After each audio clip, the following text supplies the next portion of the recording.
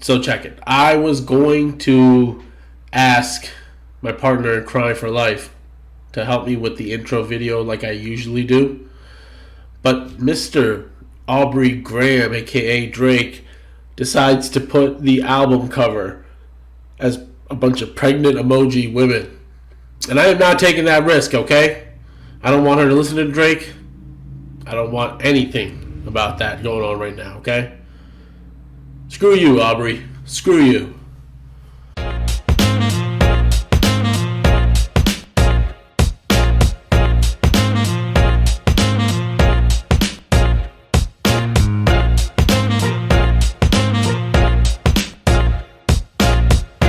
What is up, everybody?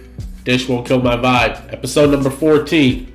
Want to wish you guys a happy Labor Day weekend. I really hope you guys are out there enjoying the weather, the last few weeks of summer that we have left. I don't know. Global warming messed everything up. Hey, all you Planeteers at home.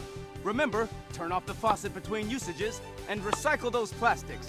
Or else, I'll turn you into a fucking tree. Episode number 14, guys. This is a fan favorite for sure. Oh, look, I just want to take a little second right there.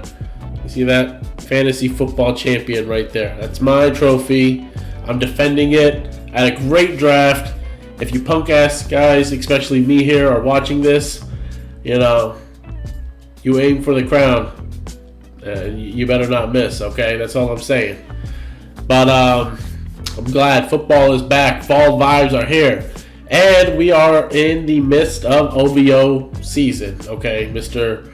Aubrey Graham, Drake, dropping off his new album, Certified Lover Boy. Cheers. Cheers to all you. your success, buddy. Yes, thank you so much. Let's just talk about Drake for a second, okay? Because this album itself is not bad. But I've been observing these last 3 days that his fan base is really, really out there. Like, honestly, like his fan base thinks he went 21 for 21 on this album and everything is a certified hit.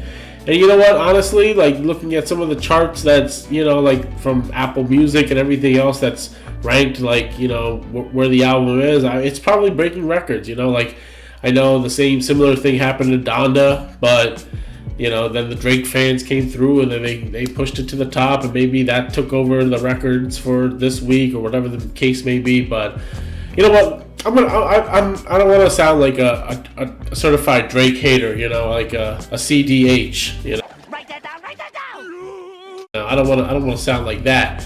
But you know, I've been watching Drake since like the beginning of his career and his rap career, as like his mixtape Drake and all the you know, the So Far Gone, even the ones before that, Room for Improvement or whatever, you know, like I guess just that doesn't sound right, but I remember back in like high school, and you know, RIP to my friend Andrew. Andrew put us on to this guy, and he's like, yo, you guys gotta listen to this guy Drake.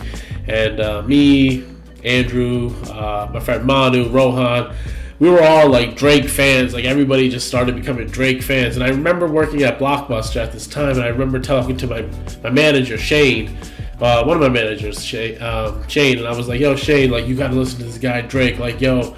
And I was really stupid. Like at that time I thought I was like, you know, just coming off of listening to Jaquan, Tipsy or something like that. I was like, oh, this is good rap music, right? No, I've come a long way. But I was listening to Drake, and I was like, yo, I'm telling you right now, like, this man is going to take over, like, the hip-hop industry. Like, it was all heading in the right direction for Drake, you know? And kudos to him for actually following through and actually, you know, being able to reach these crazy heights. He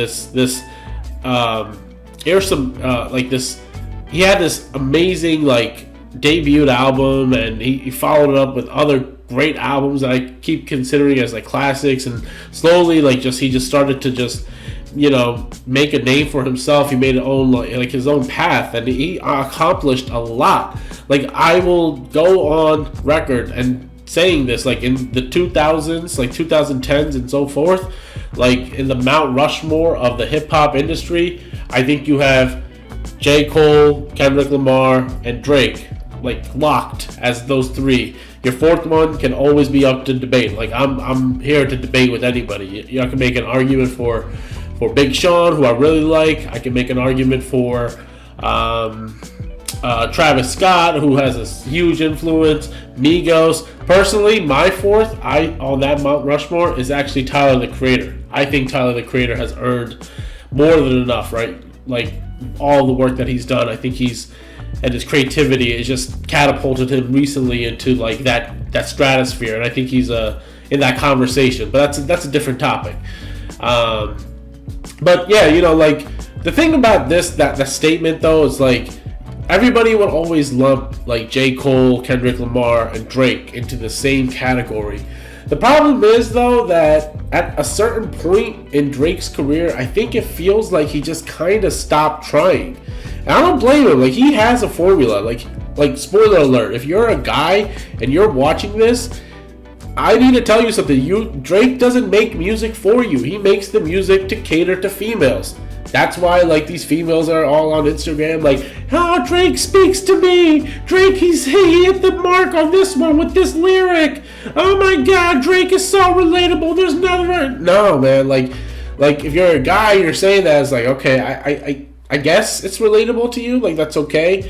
Maybe you do have relationship issues. Maybe you do need Drake's advice for relationships and stuff like that. But at some point, he figured out the formula, like to either like really just make a female feel really good about herself and acknowledge her as the strong, independent woman that she is. Which a lot of men already do that. Like, hey, kudos to you, females. Like, you guys are doing a great job. But Drake puts it into this catchy hook, and all of a sudden, you got something to dance along to while you're getting ready to go out and try to pick up dudes at Applebee's or whatever you guys do nowadays. Are you guys sure Applebee's is the best place to meet hot, horny women at? What do you think, an Olive Garden? Drake, I think, honestly, is that he just is very comfortable with what he knows what to do. And at a certain point, like right now with Certified Lover Boy, which is a lot of the same things that he's been talking about for the last few albums, I'm not really like comfortable enough to say like the gap between J. Cole and Kendrick Lamar is pretty close, but like the gap between Drake and J. Cole isn't as close as people may think it might be, And I know these guys are probably all friends and they're like laughing behind the scenes, like, oh look, everybody's trying to pin us to each other. But that's just the reality of the way that everything is right now. I think you can make an argument because Kendrick and J. Cole put a lot of time and effort in crafting a album that has such a great theme, has such a great purpose to it. Every lyric starts to stick. Like it can be a greater purpose in life. And these guys are, I want to say they're kind of like all the same similar age. And it feels like those guys are talking about really grown topics in life, that are like eye-opening, that's a lot more relatable to like an older audience. And then that's why they're getting success and notoriety as rappers. And people are saying like, oh yeah, these guys are like, you can put them against an era with Tupac and Biggie and, all the legends and everything like that. Like, they'll be fine.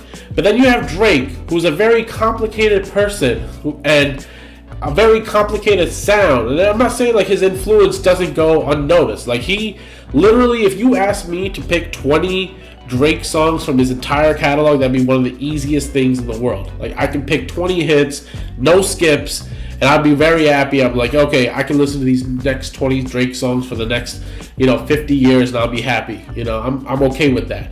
The thing about that, though, is that about like 75% of those songs are going to be coming on maybe up to like Views, that his last album, that I thought had some meaning to it, like Views. Like Take Care, Nothing Was the Same. His debut album, like I thought a lot of that like was very good prime Drake music, and it made a lot of sense at that time. And it's just like, okay, you can see like this guy's in his zone, like this is his prime right now.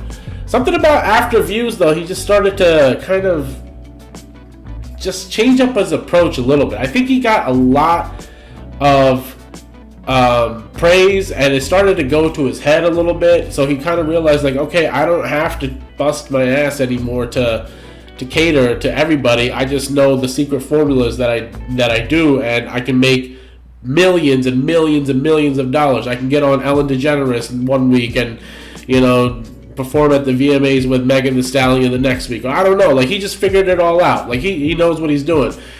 The thing is, though, like, I like Certified Lover Boy. There's, I think, like, of the 21 tracks, I think it was 21 tracks. I think there's, like, at least, like, you know, 7 to 10 good songs that I don't mind listening to. So about half of the album is good.